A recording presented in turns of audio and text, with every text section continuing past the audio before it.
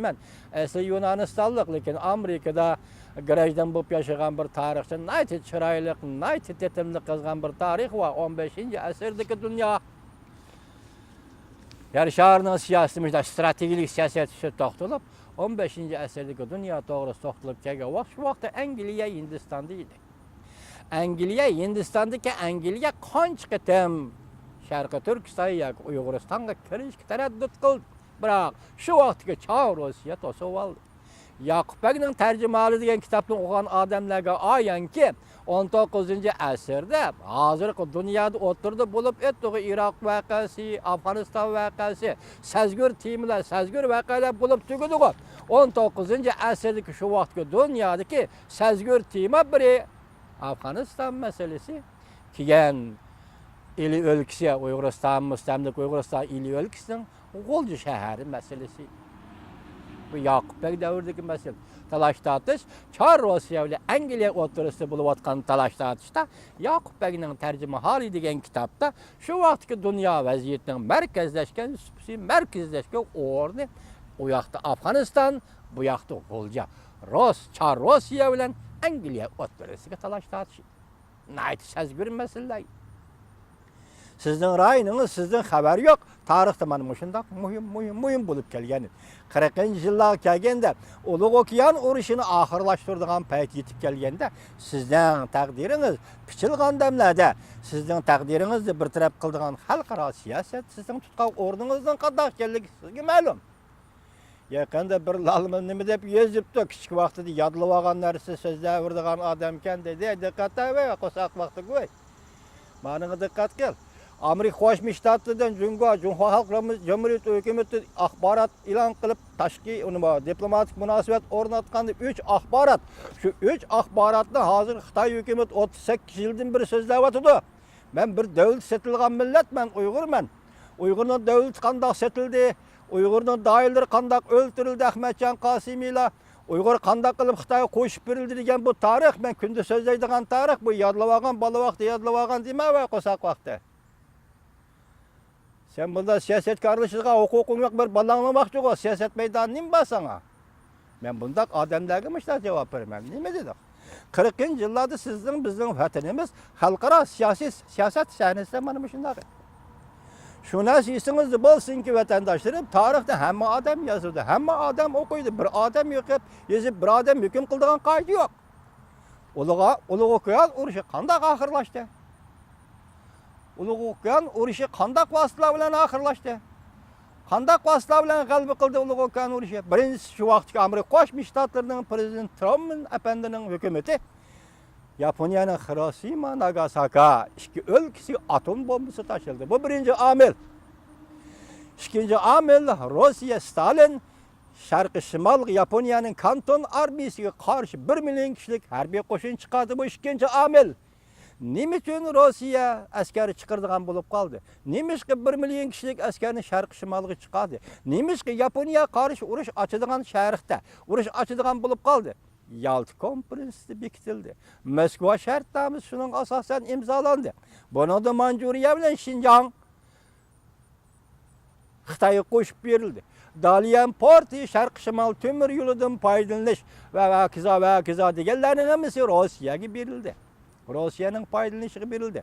Tashqi Mongoliya Rossiyaga baqanda qilib berildi. Mushundaq siyosiy shartlar, mushundaq kelishlar orqali 3 omil Uyg'uristonning Xitoyga qo'shib berilishi, Tashqi Mongoliyaning Rossiyaga qo'shib berilishi va buning ustiga Rossiyaning Iroq sharqi askari chiqarishi 1 million kishilik Prezident Trumpning hukumatining shu vaqtda 2 atom bombasini Yaponiyaga tashishi orqali Yaponiya taslim bo'ldi.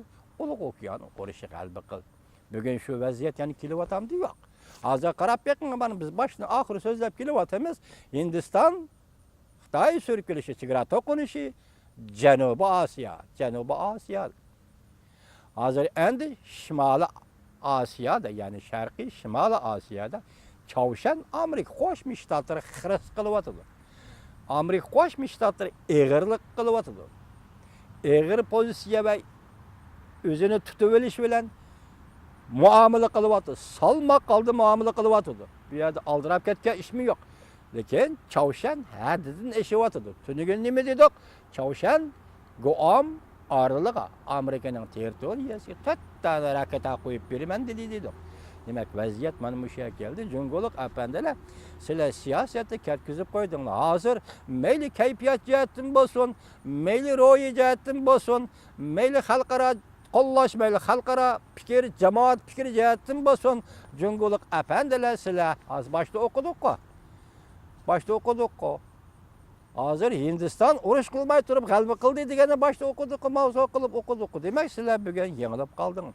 Bu şu royi, manevi keyfiyat cihette, mesela siyaset sahasını dakik içinde, hüküm kılış içinde Cungoluk efendiler yengilip kaldınız. Bizden fikirimiz şu ki, bir misafir süptede, vatanınızdan ayrılgan bir misafir fikirimiz şu ki, Cungoluk efendiler sizlerge kılıp kalgan bir yol var, çekiniş. Bekatli çekiniş. Çekinişten başı gep yok. Hindistan aldığın sepedin çekiniş. Çavuşan'la oturga kozur kılıp çıkarıp kuyuştan çekiniş. Ahırı çekinip kayaga beriş. Bir demokratik Cungo'nun dünya gelişiga yol koyuş. Bu tertip nayta asan tertip. Siz için hiç kandak kiyin emez. Siz için hiç demek etmeydi. Fakat Cungo halkının kan töküş işki qalaymakançılıktan saklap kalırsınız.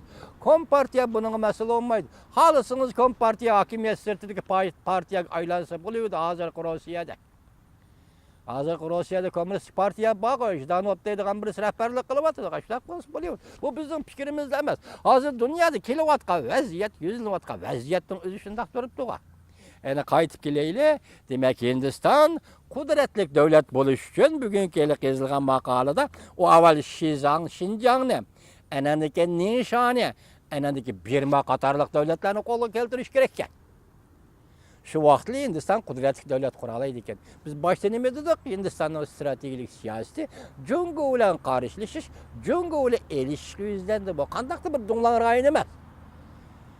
Herkes donlan rayın emez. Vaziyet mana bu şiyada.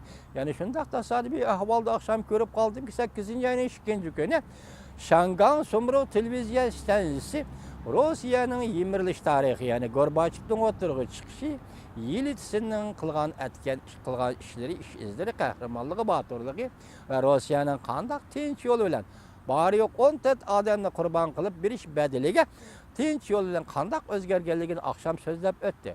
Sözlep ötkendi Yaltıkom prensimi tılgı aldı. Moskva şartnamasını tılgı aldı. Lekin yuptup, silik suvap, layçaplap ötep gitti. Onun konkret mezmunu bilen toxtalmadı. Bırak bir yerki bir bişaret nime desiniz? Rusya Komünistik Partiyası muşundak yemirildi. 91. yılı 12. ayının 25. günü. Anan.